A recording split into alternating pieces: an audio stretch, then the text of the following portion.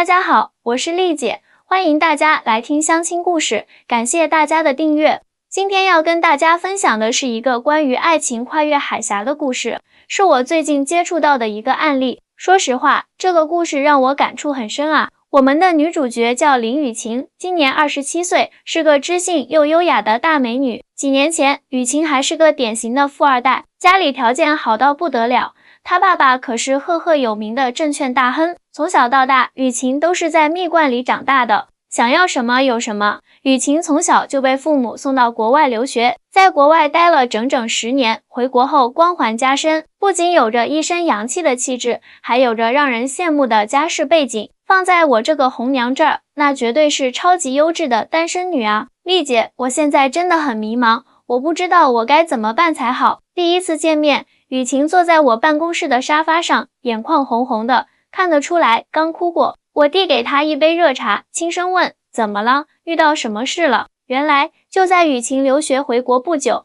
她家就遭遇了翻天覆地的变化。她那个叱咤风云的爸爸因为内幕交易被判了刑，锒铛入狱。这个消息在商界炸开了锅，一时间，之前那些围着雨晴家转的人全都跑光了。更让雨晴崩溃的是，她妈妈在她爸爸入狱后没多久，就改嫁给了一个富商，直接就把雨晴这个女儿给抛到脑后了。我爸进去了，我妈又另组家庭，都不管我了，家里的资产基本上都被冻结查封了。我从千万豪宅搬出来，现在只能和别人合租一间小房子，每个月靠做家教勉强糊口。雨晴说着，声音哽咽。哎呀妈呀，这变化也太大了吧，简直就是一夜之间从天堂掉到地狱啊！我看雨晴说的这么伤心，赶紧安慰她，别担心，人生有起有落，现在落下去了，总会再起来的。你这么优秀，一定能熬过这段难关的。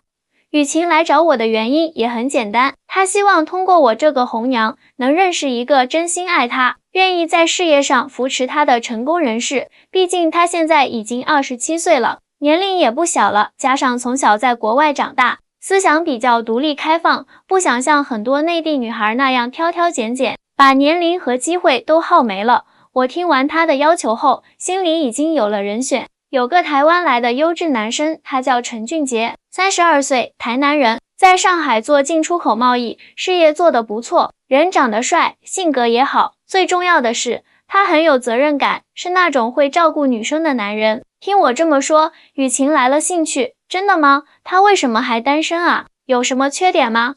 这个吗？他最大的缺点可能就是家里有点传统吧。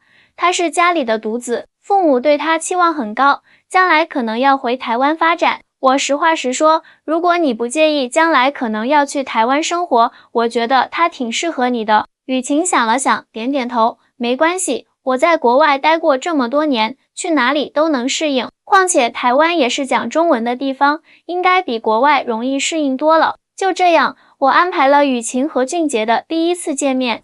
说实话，我当红娘这么多年，看过无数对男女约会，但很少见到像他们这样，第一次见面就聊得那么投机的。俊杰被雨晴的知性和优雅深深吸引，而雨晴则被俊杰的稳重和体贴打动，两个人简直是一见钟情啊！两人从见面那天起就开始了密集的约会。俊杰知道雨晴现在的处境后，非但没有嫌弃，反而更加怜惜她，处处照顾她。有时候雨晴家教工作结束的晚，俊杰总会开车去接她。雨晴生病了，俊杰会煲汤送到她家门口，就连雨晴租的房子漏水了，俊杰二话不说就帮她联系维修。丽姐，我觉得我遇到真爱了。约会2个月后，雨晴兴奋地跑来告诉我，俊杰对我太好了，他完全不在乎我家里的变故，只关心我这个人。他说他爱的是我这个人，不是我的家世背景。看着雨晴脸上洋溢的幸福，我也替她高兴。不过作为红娘，我还是得提醒她，两个人在一起，光有爱是不够的，你们要考虑的东西还有很多，比如未来的生活方式、工作规划、婆媳关系等等。尤其是俊杰是台湾人，两地之间还是有些文化差异的。雨晴却信心满满，我知道，我们已经聊过这些了。俊杰说他打算再过1-2年就回台南发展，希望我能跟他一起回去。我觉得没问题，反正我在大陆也没什么牵挂的了，去哪里都一样。就这样，雨晴和俊杰的恋情发展得飞快，3个月后，俊杰就向雨晴求婚了。而且为了表示诚意，俊杰还专门把父母从台南请到上海，见了雨晴，并且正式提亲。俊杰的父母是台南的老一辈，思想比较传统，但见到雨晴后，也很喜欢这个温柔懂事的准儿媳妇。在他们看来，雨晴虽然家道中落，但是气质教养都在，而且能吃苦耐劳，不像有些被宠坏的富家女。雨晴啊，以后你就是我们陈家的媳妇了。俊杰这孩子从小就很听话，很孝顺，我相信他一定会好好对你的。俊杰的妈妈拉着雨晴的手说：“谢谢阿姨，我一定会好好照顾俊杰的。”雨晴乖巧地回答。就这样，两人的婚事定了下来。因为雨晴这边没有多少亲人，婚礼就定在了台南举行，按照当地的传统习俗来。婚前，俊杰特意带雨晴回台南看了他家，给雨晴打了预防针。我家在台南算是老家族了，家里的规矩可能比较多，尤其是我妈妈是很传统的台湾妈妈，希望你能理解。雨晴当时还不以为然，没关系啦，我觉得阿姨人挺好的，应该不会太难相处。哎，年轻人啊，总是太乐观了。雨晴哪里知道，她即将面临的可是一场关于文化差异的硬仗啊。婚礼前1周，雨晴正式搬到了台南的陈家，一踏进陈家大门，雨晴就被眼前的景象震惊了。这哪是她想象中的普通住宅啊，简直就是一座小型的宅院。整个宅子占地不小，中间是一个大院子，周围是几栋连在一起的房屋，采用的是传统的闽南建筑风格，红砖青瓦，古色古香。这是你家？雨晴惊讶地问俊杰。俊杰有点不好意思地点点头。是的，我家在台南算是有些历史的家族了，这座宅子已经有100年历史了，是我太爷爷那辈建的。这时，俊杰的妈妈迎了出来，雨晴啊，欢迎来到陈家，以后这里就是你的家了。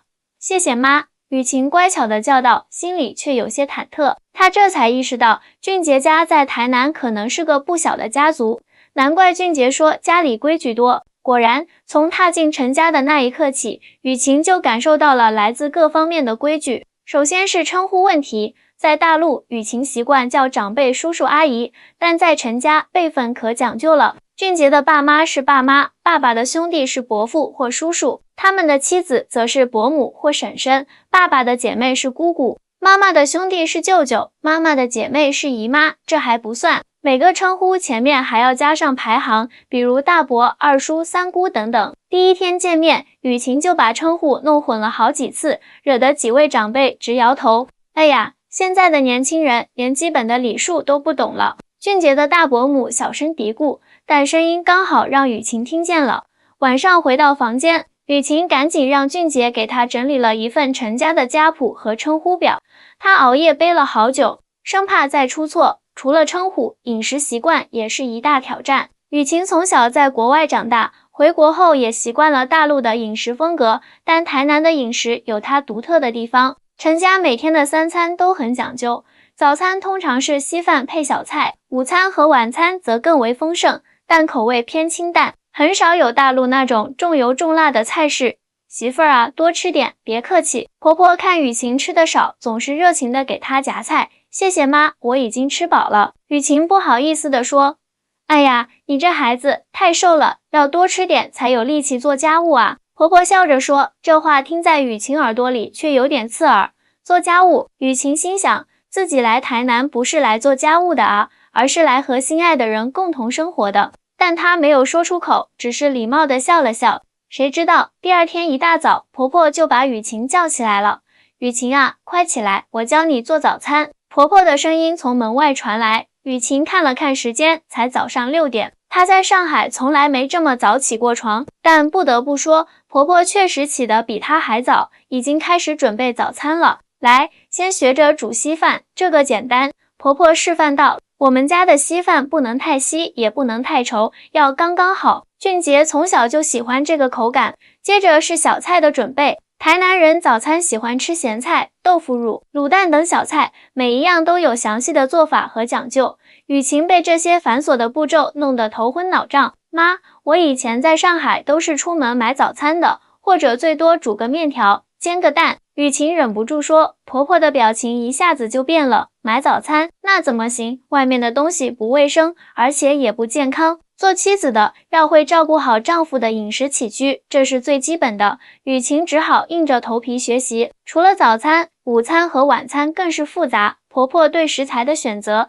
切法、烹饪方式都有严格的要求。雨晴从来没想过做一顿饭竟然能这么复杂。哎呀，这个豆腐切得太厚了，要薄一点才入味。炒菜的时候火候要控制好，不能太急。这个汤熬得不够时间，味道还没出来呢。婆婆的指导不断，雨晴的压力也越来越大。但为了融入陈家，她只能硬着头皮苦学。除了做饭，婆婆还教雨晴打扫房子、洗衣服、整理家务等各种媳妇必备技能。雨晴虽然在国外留学多年，但从小衣来伸手，饭来张口，这些家务活实在是不擅长。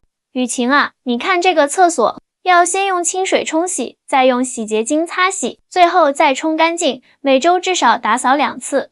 婆婆细心的教导。雨晴看着手中的抹布和洗洁精，欲哭无泪。她在上海的时候，清洁打扫都是请阿姨来做的，自己最多整理整理房间，哪里亲自打扫过厕所啊？更让雨晴崩溃的是，陈家对于媳妇的要求还不仅仅是会做家务这么简单。媳妇啊，明天是农历初一，我们要去祠堂拜祖先，你要跟着一起去。婆婆一天晚上突然对雨晴说。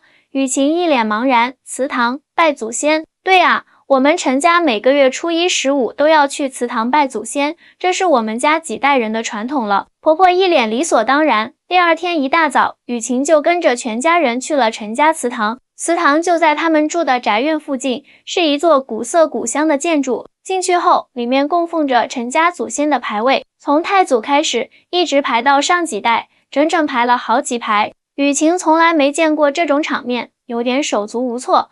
婆婆赶紧拉着她，教她怎么上香、行礼。先对着祖先牌位鞠3个躬，然后上香，再跪下来磕3个头。婆婆示范道，雨晴跟着做了一遍，但动作有些生硬，惹得旁边几个陈家的长辈频频摇头。现在的年轻人连最基本的礼数都不懂了。又是那个大伯母在一旁嘀咕，雨晴心里委屈极了。她从小在国外长大，哪里接触过这些传统礼仪啊？回到大陆后也没有家人教她这些，但她不敢说什么，只能默默记下来，希望下次能做得更好。拜完祖先后，全家人一起在祠堂附近的餐厅吃早餐。饭桌上，俊杰的几个堂兄弟姐妹也在，他们七嘴八舌地聊着家族的事情。雨晴完全插不上话，只能安静地吃着自己的早餐。俊杰媳妇，听说你以前家里条件不错啊？一个堂姐突然问道。以前还可以。雨晴简短地回答，不想多谈自己家里的变故。那你们是怎么认识的啊？在上海吗？堂姐继续追问。是啊，通过红娘介绍认识的。雨晴回答。哦，介绍的啊。堂姐意味深长地看了雨晴一眼，那你是不是看中我们家俊杰在台湾有房有车，家族还有点底子啊？这话一出，桌上的气氛一下子尴尬起来。雨晴不知道该怎么回答，只能求助地看向俊杰。俊杰连忙打圆场，姐，你说什么呢？我和雨晴是真心相爱的，不是你想的那样。好了好了，吃饭，别说这些。俊杰的爸爸也出来打圆场。雨晴虽然没说什么，但心里已经受伤了。她没想到自己在陈家的处境竟然这么尴尬，不仅要面对婆婆的各种媳妇培训，还要承受这些亲戚的质疑。回家后，雨晴忍不住在房间里偷偷哭了起来。俊杰发现后，心疼地抱住她，对不起，雨晴，我姐她就是嘴上没把门的，你别往心里去。俊杰，我真的好累。我感觉自己像是进了一个完全陌生的世界，什么都不懂，什么都做不好。雨晴哭着说，我以为台湾和大陆差不多，但实际上差异好大啊，尤其是你们家这么传统。俊杰叹了口气，我知道，我应该提前和你说清楚的。其实我家在台南确实算是比较传统的家族，家里的规矩多，我妈对媳妇的要求也高，但你要相信，我妈她是好意，她只是希望你能尽快融入我们家。可是我真的很努力了啊。雨晴擦着眼泪说，我每天6点起床学做饭，学打扫卫生，还要记那么多亲戚的称呼，学那么多礼仪，我已经很努力了，但他们好像总是不满意。俊杰心疼地抱紧雨晴，我知道你很努力，我都看在眼里，别担心，慢慢来，总会好的。我会多和妈妈沟通，让她理解我们年轻人的想法。雨晴靠在俊杰肩膀上，心里稍微好受了些，至少俊杰是懂她的，这就足够了。第二天，俊杰确实找妈妈谈了谈。晚饭时，婆婆的态度明显和缓了许多，还特意做了几道雨晴爱吃的菜。雨晴啊，这个红烧肉是我特意学着做的，尝尝看合不合你口味。婆婆笑着给雨晴夹了一块，雨晴尝了一口，惊喜地说：“好吃，妈，您做的比我在上海吃的还好吃呢。”婆婆听了，脸上笑开了花，喜欢就多吃点，以后你想吃什么，告诉妈。妈给你做。这顿饭，雨晴吃得特别开心，感受到了久违的温暖。饭后，婆婆还主动提出，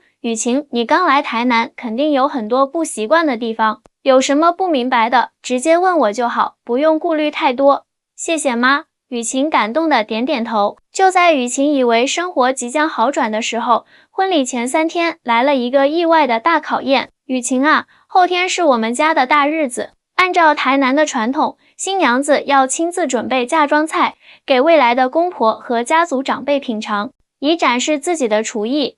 婆婆一脸严肃地说：“嫁妆菜。”雨晴一脸疑惑：“对，就是你要亲手做几道拿手菜，请家里的长辈品尝。”婆婆解释道：“这是我们台南这边的传统，表示新娘子进门后能照顾好一家人的饮食起居。”雨晴听完，心里咯噔一下。她这几天虽然在学做菜，但水平还远远不够，最多就是会煮个稀饭，炒个青菜，哪里会做什么拿手菜啊？妈，我不会做什么拿手菜。雨晴老实承认。婆婆皱了皱眉，那你在上海平时吃什么？我平时要么在外面吃，要么叫外卖，很少自己做饭的。雨晴小声说。婆婆脸色一下子沉了下来，这可不行。作为一个女人，连基本的做饭技能都没有，怎么当家持家？俊杰从小就喜欢家常菜，如果你连这个都不会，看着婆婆失望的表情，雨晴急了。妈，我可以学，您教我几道菜，我一定好好学。婆婆叹了口气，现在学来得及吗？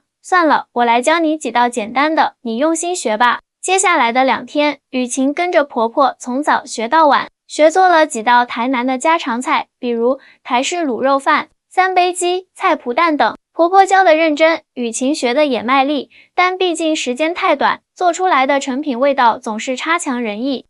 火候还是不对，再来一次，这个调料放多了，重新来。切得太大块了，要均匀一些。婆婆的指导声此起彼伏，雨晴的压力也越来越大。到了第2天晚上，她已经尝试了10几次，手指被刀切伤了好几次，眼睛熬得通红，但菜肴的味道依然达不到婆婆的标准。妈，要不明天就不办这个仪式了吧？俊杰看不下去了，对妈妈说。不行，婆婆断然拒绝，这是我们陈家的传统，每个媳妇进门都要经历的。当年我嫁给你爸的时候，也是这样过来的。再说，亲戚们都已经通知了，临时取消像话吗？